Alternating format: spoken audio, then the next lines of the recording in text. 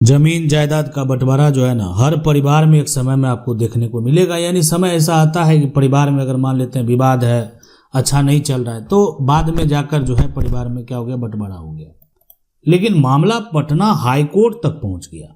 Patna high court ने एक बड़ा ऐतिहासिक फैसला दे दिया, और वो भी बंटवारा को लेकर।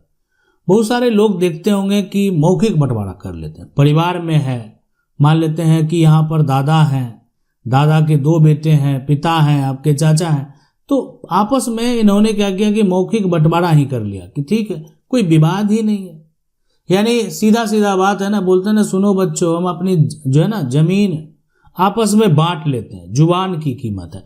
तो ये जो जुबान की कीमत वाली बात आती है ना, कि बिना किसी जो है ना लिखा पढ़ी के मौखिक बंटवारा किया और अलग अलग खेती करने लगा। मतलब किसी परिवार का कोई भी लिखा पढ़ी नहीं होता है, कोई भी आज अगर कागजात ढूंढेंगे ना, कोई भी कागजात नहीं है, यानी बंटवारा का कोई भी कागजात नहीं है। तो आखिरकार ये 17 अप्रैल 2013 को ही फैसला आया था। पूरा जजमेंट बताएंगे, कहानी भी इसका पूरा कहाँ का विवाद है, विवाद में क्या हुआ, और साथ में ये पटना हाईकोर्ट ने आखिरकार इतना बड़ा फैसला कैसे सुना दिया। तो मान लेते हैं कि जितने भी हकदार हैं ना, सभी को अपना बात रखने का, सभी को अपना अधिकार की बात रखने का तो ये कानूनी अधिकार है कि कभी भी वो अगर चाहे ना तो ये अपना दावा पेश कर सकते हैं, अगर उनको संदेह है, कोई समस्या है तो। लेकिन ये आखिरकार जो पटना हाईकोर्ट में मामला गया, वो भी पार्टीशन सूट को लेकर बंटवारा का केस का मामला जाता है, और ये वहां पर दावा करते हैं कि प्रीवियस जो है वो ओरल पार्टीशन हुआ था, जिसको बोलते हैं मौखिक बंटवारा। और आज भी ऐसा बहुत सारे लोग करते हैं कि उनका परिवार में विवाद ही जब नहीं है तो मौखिक एक कागजात बनाते हैं, यानी एक डॉक्यूमेंट बनाते हैं और जमीन का बंटवारा कर लेते हैं। बंटवारा करने के बाद सभी का जो खेती है वो अलग अलग हो जाता है। और जब मौखिक बंटवारा करते हैं, बहुत सारे लोग आज क्या करते हैं, पंचनामा बना लेते हैं। बहुत सारे लोग रजिस्ट्री बंटवारा करते हैं, बहुत सारे लोग कोर्ट से बंटवारा करते हैं। तो पंचनामा बनाए, यानी एक कागजात बनाए, और सभी ने अपना जमीन को अलग अलग जो है डिवाइड कर दिया। सभी के जमीन का जमाबंदी है वो अलग अलग कायम हो गया। सभी के जमीन का जो रसीद है वो अलग अलग यहाँ पर कट रहा है। लेकिन आखिरकार समस्या हो गया, तब तो मामला पटना हाईकोर्ट तक पहुंच गया। समस्या यानी एक हिस्सेदार है, उसको आपत्ति है, ये बंटवारा उनको सही नहीं लगा कि ये इसमें जो है ना भेदभाव हुआ है, किसी प्रकार का समस्या है। अब इस केस में जो है ना 2 किरदार है। यह विवाद जो है ना एक संयुक्त हिंदू परिवार की संपत्ति के बंटवारे को लेकर यहाँ पर था। यानी अब देखें, ये तो हिंदू परिवार का मामला है। अब बहुत सारे जो मुस्लिम कमेटी के लोग हैं उनके भी बंटवारे का मामला कोर्ट में गया, वो जजमेंट भी हम आपके पास लाएंगे, वो भी बताएंगे। लेकिन यहाँ पर जो हक है, कानूनी अधिकार है, तो ये हिंदू परिवार की संपत्ति के बंटवारे का मामला है। यहाँ पर वादी जो है वो चक्रपाणी दुबे ने दावा किया कि संपत्ति अभी संयुक्त है, ज्वाइंट प्रॉपर्टी है। ये जाकर चक्रपाणी जो है ना दुबे जो है वो जाकर हाईकोर्ट में दावा करते हैं। जबकि प्रतिवादी जो है उनका नाम है राम इकबाल दुबे, का कहना था कि पूर्वजों के सहमति से ही संपत्ति का मौखिक रूप से बंटवारा हो चुका था, सब अपनी अपनी जमीन पर काबिज है। देखा, सभी का अपना अपना जो है ना दखल है। सालों बाद जो है चक्रपाणी ने दावा किया कि बंटवारा नहीं हुआ है, सब कुछ संयुक्त है, और ये टाइटल सूट का जाकर दावा कर देते हैं कि ये इस पर मेरा अधिकार बनता है, ये जो प्रॉपर्टी ये लिए हुए ना, यानी इस पर मेरा अधिकार बनता है। आप देख सकते हैं यहाँ पर सड़क है, अभी सड़क बन गया है, तो यहाँ पर जो अगर जिसका भी जमीन होगा, ये यहाँ पर खेती कर रहे हैं, पर हम बरसों से जो है यहाँ पर काबिज हैं, इनको पीछे मिला हुआ, यहाँ पर उतना सड़क नहीं है। आप देख सकते हैं यहाँ से ये सड़क है, फिर आगे इधर पूरा सड़क है। तो ये जो जमीन है ना, वर्तमान में इसका जो कीमत है वो काफी बढ़ चुका है। और विवाद का कारण ये भी होता है, परिवार में मान लेते हैं कि आपका जो जमीन है, आपने बंटवारा सही से नहीं किया, कागजात सही से नहीं बनाया, आपने डॉक्यूमेंट सही से नहीं तैयार किया, तो विवाद का ये कारण बन जाता है। यहाँ भी वही हुआ। तो कागजी दस्तावेज, कोई रजिस्ट्री बंटवारा नहीं हुआ, कोई कानूनी बंटवारा नहीं हुआ, जो भी हुआ ना ये मौखिक तौर पर ये तो ये स्पष्ट तरीके से राम इकबाल दुबे जो प्रतिवादी जिनके ऊपर केस फाइल हुआ है वो भी जाकर कबूल करते हैं कि जो भी हुआ है मौखिक ही हुआ है, यानी कोई कागजात नहीं तैयार हुआ है बंटवारा का, मौखिक तौर पर, लेकिन वर्षों से सभी लोग जो है अलग अलग हैं। अब मामला जब कोर्ट पहुंच चुका है ना, तो ये जो प्रतिवादी हैं, ये यहाँ पर प्रतिवादी का अब तर्क क्या है? प्रतिवादी का नाम क्या है? राम इकबाल दुबे।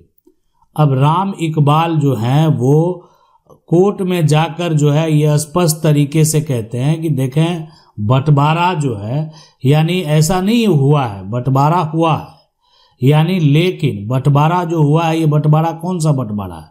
ये मौखिक हुआ है, यानी ये कोर्ट में जाकर राम इकबाल दुबे जो है जाकर कहते हैं।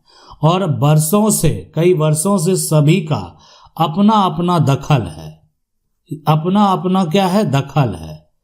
अब ये प्रतिवादी है, इनके ऊपर केस फाइल किया गया, ये जाकर कहते हैं कि मेरा दखल वर्षों से है, आप इसकी जांच पड़ताल सही से करवा सकते हैं, हम झूठ नहीं कर रहे हैं। और साथ में हम जमीन का दाखिल खारिज भी कराए हुए हैं, दाखिल खारिज भी कराए हैं, और उनका भी वर्षों से दखल है।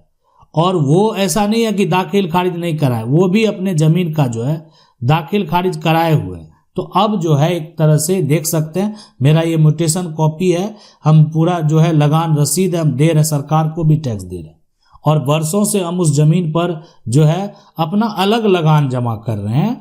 और जो है एक तरह से वो अपना अलग, राम इकबाल दुबे जो है वो अपना अलग जो है लगान दे रहा है, और जो वादी है वो अपना अलग लगान जमा कर रहा है। लेकिन आपको पता है कि सबसे पहले ये सारा जो मामला है वो कहाँ एक तरह से सुनवाई होगा? तो अभी ये सारा मामले का जो सुनवाई हो रहा है वो हो रहा है निचली अदालत में, यानी सबसे पहले आप अपने मामला को लेकर हाई कोर्ट नहीं जाएंगे, यानी ये निचली अदालत में जो है ये सारा कुछ तय हुआ। और सारा कुछ देखने के बावजूद, यानी निचली अदालत का एक ऐतिहासिक फैसला आता है, यानी निचली अदालत जो है अब उनका फैसला सुनाने, सारा दलील सुनने के बाद अब तो वो फैसला सुनाएंगे, तो निचली अदालत जो फैसला आता है वो वादी के पक्ष में आ जाता है, वादी के पक्ष में। अब ये वादी कौन है? वादी का नाम है चक्रपाणी, यहाँ पर चक्र जो है पानी दुबे। तो चक्रपाणी के पक्ष में जो वादी है चक्रपाणी, उसके पक्ष में फैसला दे दिया। मतलब यही हो गया कि बंटवारा का कोई मान्यता नहीं है, आप जैसे किए क्या किए, मौखिक तौर पर कोई कागजात तो है नहीं, तो मौखिक तौर पर ये बंटवारा का हम कोई जो है मामला नहीं देते। जबकि यहाँ पर आप देख सकते हैं कब्जा और साक्ष्य, यदि कोई पक्ष ये दावा करता है कि बंटवारा पहले हो चुका है तो उसे जो है निम्नलिखित आधारों पर साबित करना होता है। क्या पक्षकार की अपनी जो है जमीन अलग अलग कब्जा है, राजस्व जो रेवेन्यू रिकॉर्ड है, क्या दाखिल खारिज म्यूटेशन अलग अलग हो चुका सबका, तो सबका अगर हो चुका, सबका पोजीशन अगर अलग अलग कायम है, तो दूसरा पक्ष यहाँ पर इतने साल बाद दावा नहीं कर सकता है। लेकिन फिर भी निचली अदालत का जो फैसला होता है वो वादी के पक्ष में नहीं, चक्रपाणी के पक्ष में आता है। अब प्रतिवादी जो राम इकबाल दुबे हैं उनको लगा कि नहीं, अब जो है रुकना, यहाँ पर जो है ये फैसले को मान लेना कहीं ना कहीं जो है काफी नुकसानदेह है। आगे उन्होंने अपील कर दिया, और अपील कर दिया पटना हाई कोर्ट में, मामला चला गया पटना हाई कोर्ट में। और ये मामला जो पटना हाई कोर्ट में गया, जिसका यहाँ पर देखें केस नंबर की बात करेंगे, केस नंबर जो है ये है यहाँ पर 418 ऑफ यानी 1994 जो है 94, ये है केस नंबर, यानी ये है, यानी सेकेंड अपील जो है 418 ऑफ 1994। और विवाद हुआ यहाँ पर जो है चक्रपाणी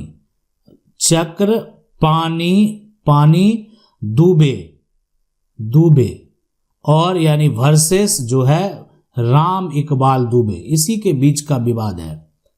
राम यहाँ पर जो है इकबाल दुबे। अब ये जजमेंट जो आता है वो आता है 13 अप्रैल को, यानी अप्रैल 2013 को पटना हाई कोर्ट का ये ऐतिहासिक फैसला न्यायालय ने अपील खारिज करते हुए निचली अदालत के उस फैसले को जो है सही ठहराया। यानी देखें इसमें जो है सबसे पहले अगर देखा जाए तो निचली अदालत का यहाँ पर 2 फैसला देखने को मिला था। निचली अदालत यानी का जो पहला फैसला था वो यहाँ पर जो है चक्रपाणी दुबे के पक्ष में था, लेकिन निचली अदालत में फिर से अपील एक बार किया गया और अपील करने के बाद जो ये फैसला है ये चलाया था राम इकबाल दुबे के पक्ष में। तो अभी यानी जो निचली अदालत का जो वो पहले का फैसला जिसको सही ठहराया वो है राम इकबाल दुबे के पक्ष का फैसला। इसलिए ये नहीं इसलिए जिसमें कहा गया था कि बंटवारा पहले हो चुका है, एक बार जब एक तरह से यूनिटी बनती है और टाइटल पोजीशन जो है वो पूरा सबको मिल जाता है, ठीक है, तो एकता यहाँ पर समाप्त हो जाती है। जब एक बार एकता समाप्त हो जाती है तो दोबारा उसी संपत्ति बंटवारे का मुकदमा चलने योग्य नहीं रह जाता। यानी जब टाइटल और कब्जे में यहाँ पर जो है एक तरह से देखा जाए कि आखिर वर्तमान स्थिति जो है क्या है, फिर बंटवारा नहीं हो सकता, यानी टाइटल भी मिल चुका है, कब्जा भी बरकरार है, जमीन का म्यूटेशन भी कायम है, सब कुछ है, तो बंटवारा और साफ साफ यानी पटना हाईकोर्ट में एक लाइन जो है सबसे महत्वपूर्ण लाइन यही है कि ये कहा गया कि देखिए बंटवारे के लिए हमेशा किसी प्रकार का कोई भी लिखित दस्तावेज की जरूरत नहीं होती है। ऐसा कोई जरूरी नहीं कि हमेशा लिखित दस्तावेज रहना चाहिए। यानी आपका जो है आचरण और कब्जे से ये साफ साफ दिखता है कि लोगों ने पहले ही बंटवारा किया, उसको स्वीकार किया और उस हिसाब से अपना जमीन का पोजीशन प्राप्त किया और साथ में अपने जमीन का उन्होंने म्यूटेशन भी कराया और वर्तमान में सभी के पास अपना अलग अलग लगान रसीद भी है। इसलिए ये दोबारा बंटवारा करना जो है ये संभव है। ये एक प्रकार का उलझाना है, विवाद को बढ़ाना है। इसलिए यहाँ पर जब कई दशक पहले ऐसा हो चुका है, बहुत पहले जो है एक तरीके से लोग आपस में बंटवारा कर लिए हैं, तो ये दोबारा बंटवारा जो है वो मान्य नहीं है। आज का जो ये जजमेंट है ये जो है लगान रसीद अगर आपके पास है, दाखिल खारिज आपके पास है, कब्जा आपके पास है और आपका कई वर्षों से ऐसा है और आपके जो हिस्सेदार हैं, उत्तराधिकारी हैं, हकदार हैं, उनका भी अपना जमीन का लगान रसीद अलग अलग है, वो भी अपने जमीन का पोजीशन अलग अलग प्राप्त किए हुए हैं। ऐसे सिचुएशन में दोबारा वो बंटवारा की मांग करते हैं तो ऐसा अपील जो है वो खारिज हो सकता है। ये फैसला से आप आज क्या सीखे? देखें, ये जो जजमेंट है ना, इससे आपको सीखने को मिला कि अगर बंटवारा आप मौखिक ही पहले किए हुए हैं, लेकिन अगर किसी प्रकार का कोई भी ऐसा आपके साथ धोखा जालसाजी नहीं हुआ है और ये धोखा जालसाजी आप कोर्ट में जाकर साबित नहीं कर पाए तो दोबारा आपकी दावेदारी नहीं चलने वाली है।